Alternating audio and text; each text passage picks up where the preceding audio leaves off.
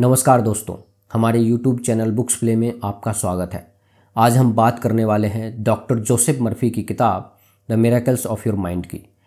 Doctor Joseph Murphy की लिखी गई पुस्तक the miracles of your mind में लेखक ने अवचेतन मन की शक्तियों के बारे में बताया है, जिनका प्रयोग करके हम अपने जीवन को चमत्कारिक रूप से बदल सकते हैं। दोस्तों, ये वीडियो का 11वां पार्ट है। इस वीडियो के अगले पार्ट का लिंक नीचे डिस्क्रिप्शन में दे दिया हूँ।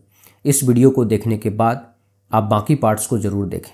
तो चलिए शुरू करते हैं। यहाँ एक बहुत सरल तकनीक दी जा रही है जिसका इस्तेमाल अति प्राचीन काल से अवचेतन मन से जवाब पाने के लिए किया जाता रहा है। आप क्या चाहते हैं, इस बारे में शांति से सोचें, जैसे जवाब, सद्भावनापूर्ण समाधान या सही निर्णय। किसी आग्रह को सौंपने का सबसे अच्छा समय सोने से ठीक पहले का होता है। शरीर को तनाव मुक्त कर लें, अपने मन के पहियों को बंद कर दें, खुद को सुझाव देते देते सो जाएं। आप उन्नीदा महसूस करेंगे, लेकिन आप अब भी चेतन रूप से जागरूक होंगे और अपने ध्यान को दिशा देने में समर्थ होंगे। मिसाल के तौर पर, आपको पड़ोस में किसी शिशु के रोने की आवाज सुनाई दे, या आप घर में किसी के चलने की आहट सुन सकते हैं। आप नींद जैसी स्थिति में हैं जो जागृत और निंद्रालु अवस्था के बीच की है। नैन्सी स्कूल ऑफ थेराप्यूटिक्स इस अवस्था को दिवा स्वप्न कहता है। इस उन्नीदी ध्यान अवस्था में आप अवचेतन मन को प्रेषित करते हैं। इस उन्नीदी ध्यान अवस्था में आप अवचेतन मन को प्रेरित करते हैं कि यह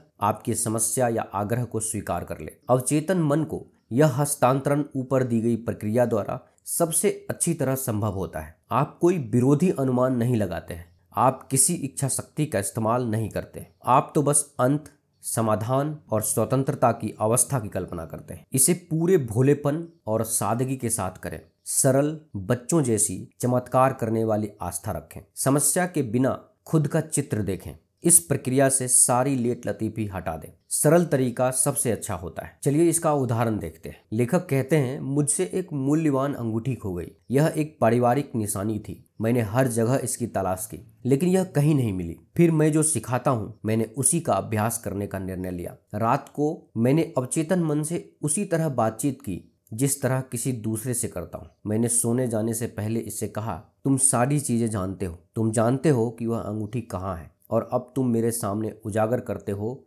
कि यह कहाँ है। सुबह मैं अचानक जगा और मेरे कानों में यह शब्द गूंज रहे थे, रॉबर्ट से पूछो। लेखक कहते हैं, रॉबर्ट हमारा 14 वर्षीय नौकर है, और मुझे यह बात अजीब लगा कि मुझे रॉबर्ट से क्यों पूछना चाहिए, लेकिन मैंने अंतर्ज्ञान की आंतरिक आवाज का अनुसरण किया। रॉबर्ट ने कहा, ओ हाँ, यह मुझे घर के सामने वाले रास्ते पर मिली थी। यह मेरे ड्रॉअर में है। यह बहुत कीमती नहीं लग रही थी, इसीलिए मैंने इस बारे में कुछ नहीं कहा। अवचेतन मन हमेशा जवाब देता है, बशर्ते आप इस पर भरोसा करें। हाल की एक कक्षा में एक युवक को यह अनुभव हुआ। उसके पिता का इंतकाल हो गया था और स्पष्ट रूप से उन्होंने कोई वसीयत नहीं छोड़ी थी। बहरहाल, इस आदमी की बहन ने उसे बताया कि उसके पिता ने उसे विश्वास में लेकर बताया था कि एक वसीयत पर हस्ताक्षर हुए थे जो सभी के प्रति न्यायपूर्ण थी। वसीयत खोजने के सारे प्रयास नाकाम रहे। अवचेतन मन के चमत्कार पर कक्षा के दौरान इस युवक ने जो सुना था, उसने उस पर अमल किया। जब वह सोने गया तो उसने कहा, मैं अब यह आग्रह अवचेतन मन के हवाले करता हूँ। यह ठीक ठीक जानता है कि वसीयत कहाँ है। यह मेरे सामने इसे प्रकट करता है। फिर उसने अपने आग्रह को एक शब्द में भर दिया, बताएं, और बार बार किसी लोरी की तरह उसे दोहराता रहा। उसने इसी एक शब्द के साथ खुद को सुलाया। इस विद्यार्थी को उस रात एक सपना आया, एक बहुत स्पष्ट यथार्थवादी सपना, जिसमें उसने लॉस एंजलिस के एक बैंक का नाम पता देखा। वह वहां गया। उसे वहां उसके पिता के नाम का एक सेफ डिपॉजिट लॉकर मिला, जिसने उनकी सारी समस्याएं सुलझा दी। दोस्तों, जब आप सोने जाते हैं तो आपका विचार उस शक्तिशाली प्रसुप्त ताकत को जगाता है जो आपके भीतर है। मिसाल के तौर पर, आइए मान लेते हैं कि आप यह सोच रहे हैं कि आपका अपना घर बेचें, कोई निश्चित शेयर खरीदें, किसी साझेदारी को तोड़ें, न्यूयॉर्क जाकर रहें या लॉस एंजलिस में ही रहें, वर्तमान अनुबंध को खत्म करें या नया अनुबंध करें। ऐसे में यह करें, शांति से अपने हत्थेदार कुर्सी पर बैठें या अपने ऑफिस की डेस्क पर बैठें। याद रखें कि क्रिया और प्रतिक्रिया का नियम शाश्वत है। क्रिया आपका विचार है, प्रतिक्रिया आपके अवचेतन मन का जवाब है। अवचेतन मन प्रतिक्रियाशील है, यह इसकी प्रकृति है। यह लौटाता है, पुरस्कार देता है, बदला चुकाता है, यह अनुरूपता का नियम है। यह अनुरूप परिणाम देकर प्रतिक्रिया करता है। जब आप यह सही क्रिया पर मनन करते हैं तो आप स्वचालित रूप से अपने भीतर प्रतिक्रिया अनुभव करेंगे। अब आपने अवचेतन मन में निहित असीम प्रज्ञा का इस सीमा तक इस्तेमाल कर लिया है कि यह आपका इस्तेमाल करने लगती है। इसके बाद से आपकी क्रिया की दिशा आपके भीतर की व्यक्तिपरक बुद्धि द्वारा निर्देशित और नियंत्रित होती है, जो सर्वबुद्धिमान और सर्वशक्तिमान है। आपका निर्णय सही होगा, केवल सही क्रिया होगी, क्योंकि आप सही चीज करने के लिए व्यक्तिपरक रूप से बाध्य हैं। मैं बाध्यता शब्द का इस्तेमाल इसीलिए करता हूँ क्योंकि अवचेतन का नियम बाध्यकारी है। हमारे अवचेतन विश्वास और मान्यताएं हमारी सभी चेतन क्रियाओं को आदेशित और नियंत्रित करती है। मार्गदर्शन या सही क्रिया का रहस्य मानसिक रूप से खुद को सही जवाब के प्रति निष्ठावान रखना है, जब तक कि आपको अपने भीतर इसकी प्रतिक्रिया ना मिले। प्रतिक्रिया एक भावना है, एक आंतरिक जागरूकता है, एक शक्तिशाली आंतरिक अनुभूति है, जिसके द्वारा आप जान पाते हैं कि आपको जवाब मिल गया है। आपने शक्ति का इस बिंदु तक इस्तेमाल किया है कि अब यह आपका इस्तेमाल शुरू कर देता है। जब आप अपने भीतर की व्यक्तिपरक बुद्धिमत्ता के निर्देशों के तहत काम न कर रहे हों तो आप असफल नहीं हो सकते या एक भी गलत कदम नहीं उठा सकते। दोस्तों, किसी बगीचे के बारे में सोचें, तब आप मन के दो तरफा पहलू को समझ लेंगे और उस व्यक्तिपरक नियम को भी जिसके द्वारा यह काम करता है। चेतन मन बीज को जमीन में बो देता है। यह निर्णय लेता है कि किस तरह का बीज बोया जाएगा। जैसा आप जानते हैं कि मिट्टी किसी भी बोई हुई चीज को उगा देगी, चाहे यह अंगूर हो या कांटा।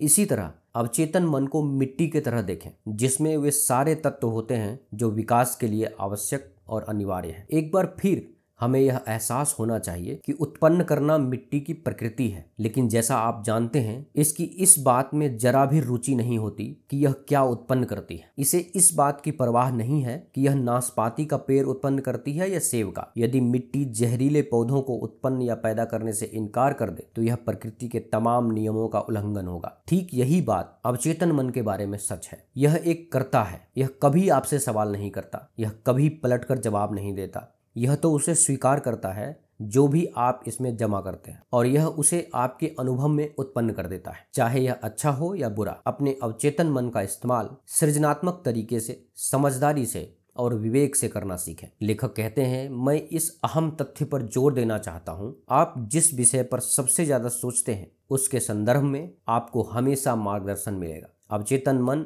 अवैयक्तिक होता है और इंसानों में भेदभाव नहीं करता है। उदाहरण के लिए, यदि आप सोचने लगते हैं कि आप बिना पकड़ में आए किसी खास इमारत में आग कैसे लगा सकते हैं, तो आपको आग के बुरे और विनाशकारी उपयोग के विचार मिलने लगेंगे। अवचेतन मन की शाश्वत ऊर्जा या शक्ति अपने आप में पूरी तरह हानि रहित है। बहरहाल, आप इसका इस्तेमाल सृजनात्मक या विनाशकारी किसी भी तरह के उद्देश्य से कर सकते। आइए परमाणु ऊर्जा को लेते हैं, जिसके बारे में हम इतना ज्यादा पढ़ते हैं। यह पूरी तरह हानि रहित है। आप बहुत अच्छी तरह जानते हैं कि परमाणु ऊर्जा का खतरा इंसानों के मन में निहित होता है। परमाणु ऊर्जा का इस्तेमाल किसी घर को गर्मी या प्रकाश देने या हजारों लोगों की जान लेने के लिए किया जा सकता है। आप मार्गदर्शन उसी अनुरूप पाते हैं जिसके बारे में आप आदतन सोचते हैं। यदि आप डरों, मुश्किलों वो असफलता के बारे में सोचते हैं और इन्हीं पर मनन करते हैं, तो आपका मार्गदर्शन गलत दिशा में होगा और आप अपने जीवन में ज़्यादा अव्यवस्था तथा दुविधा का अनुभव करेंगे। इस महान विचार को लें और इस पर मनन करें। पूरी सृष्टि में डरने की कोई चीज़ नहीं है। आप में अपने अवचेतन मन के समझदारी पूर्ण इस्तेमाल के जरिए नियंत्रण की शक्ति है। अभी शांति से बैठ जाएं और किसी पहाड़ के शिखर पर एक सुंदर झील के बारे में सोचें। रात शांत स्थिर है। झील की शांत सतह पर आप तारों, चांद और शायद करीबी पेड़ों का प्रतिबिंब देखते हैं। यदि झील में उथल पुथल हो तो आप तारों या चांद को नहीं देख पाएंगे। इसी तरह अपने मन को शांत कर लें, तनाव रहित हो जाएं और ढीला छोड़ दें। शांति और स्थिरता के बारे में सोचें। फिर आपके मन का प्रतिबिंब पानी के ऊपर दिखकर जवाब को आपके प्रश्न की ओर ले आएगा। दोस्तों, आप देख रहे हैं जोसेफ मर्फी द्वारा लिखी गई book the miracles of your mind की समरी। यह समरी आपको कैसी लगी, कृपया हमें नीचे कमेंट बॉक्स में कमेंट करके ज़रूर बताएं। अगर आपको यह समरी अच्छा लगा हो तो इसे अपने फ्रेंड्स और फैमिली के साथ अवश्य शेयर करें, और हमारे लेटेस्ट वीडियो को देखने के लिए हमारे YouTube चैनल बुक्स प्ले को सब्सक्राइब करें। धन्यवाद।